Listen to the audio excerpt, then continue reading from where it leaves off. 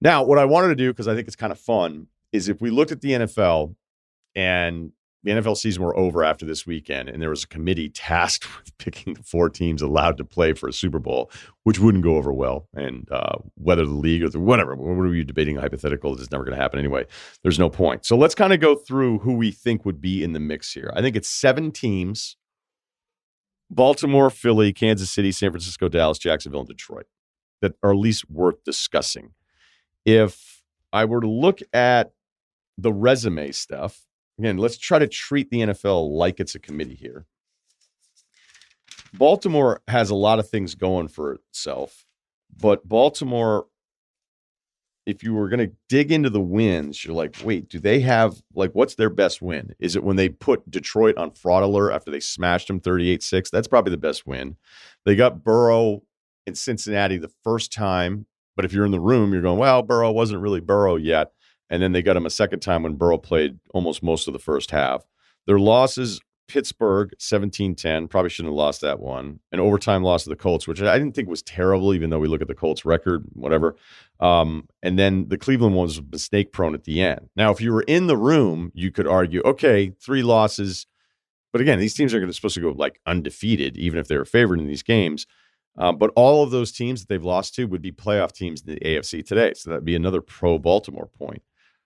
Combining that with Kansas City, if we were just focusing here on the AFC, their worst losses at Denver. Maybe one person in the room would be like, wasn't Mahomes sick? The week 1 Detroit loss, we've covered it a million times. No Chris Jones, no Kelsey. Their best 3 wins: Miami in Germany, Jacksonville week 2, when we were like, wait, this defense might be pretty good. But if you were looking for a resume 3rd win from the Chiefs, it's kind of hard to find. Bears, Jets, Minnesota, Denver the first time. The Chargers, yeah, maybe it's the Chargers, but that would be me be like, oh, Russillo, you always like the Chargers. But it was a 2-touchdown score. Maybe the comeback against Vegas, or would somebody say, wow, were they down 14-0? So their 3rd win is a little hard to figure than some of the other teams. If we go to the NFC, and don't worry, I'll get to Jacksonville here as well. Philadelphia, the record is hard to argue against.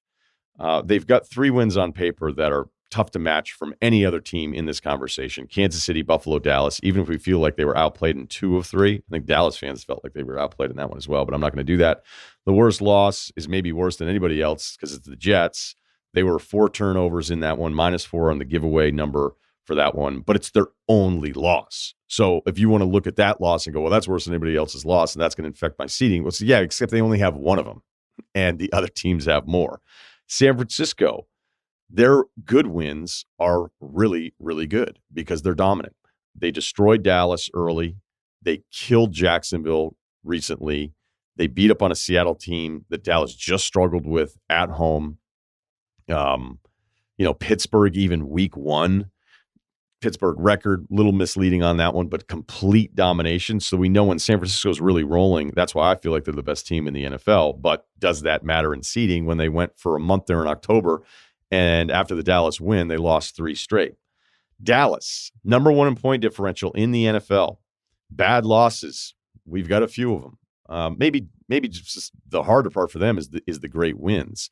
The San Francisco loss was so ugly. The Philadelphia loss is a good loss, but the Arizona loss didn't really make any sense, and it's one of Arizona's only 2 wins. So maybe that's a worse loss than even the Jets loss for Philadelphia. Their wins are bad. It's Giants, it's Jets, it's New England, the Chargers by 3, the Rams, they doubled up on them, the Giants, Carolina, Washington again, and then Seattle, which I thought was just a really important game for them to be able to win that kind of shootout despite the defense. So we'll kind of keep going with this, but it feels like the last night might be their best win if you were in the committee. Detroit, they've got a bad loss. I don't think overtime loss to Seattle is a bad loss by Detroit at all. Their bad loss is just getting destroyed by Baltimore, but Baltimore might be my number 1 overall seed here. Thanksgiving was frustrating, but it feels like Green Bay's figured out a couple of things here offensively the last couple of weeks. And if you're in the committee, you're locked into all this stuff week to week.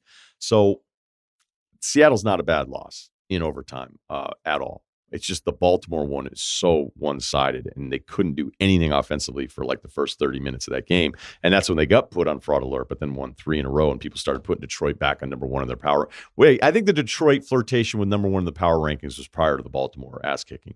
And then Jacksonville is the final team that we'll even mention in this. Out of all the teams, they're last in point differential. Their losses against Kansas City, which we covered on the Kansas City side of this, they lost to Houston. They were actually 1-2 to start the season, and despite losing by 20 to Houston, which doesn't look great, Houston's far better because of Stroud than we thought. I thought that was a nice win by them because that game could have gone either way, most recently in Week 12.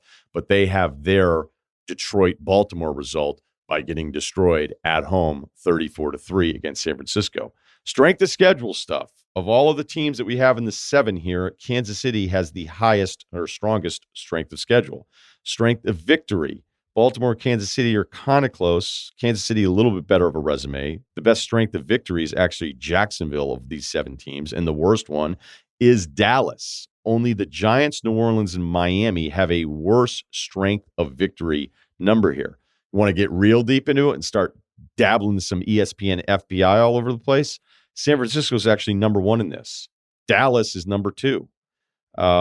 Baltimore is actually 4th. Kansas City's behind them. You know who's number 3? You're like, hey, where's number 3? The Bills. The Bills are not eligible. I might be like, hey, what if the Bills sneaky turn things around? So here's what I came up with. Feel free to debate it till death. Resume, eye test, all packaged together. I'm going Baltimore. Tougher conference. If the AFC is the SEC, what is the NFC? I don't know if I have an answer for that right now. Maybe the ACC. So Baltimore's my 1 seed. Philly's my 2 seed. Kansas City's my 3 seed. San Francisco is my 4 seed. And first 2 out, despite the number 1 point differential for Dallas, that FPI loves them. The strength of victory can't do it. I have Dallas 5th. Jacksonville 6th over Detroit, who's mad they're not on the graphic.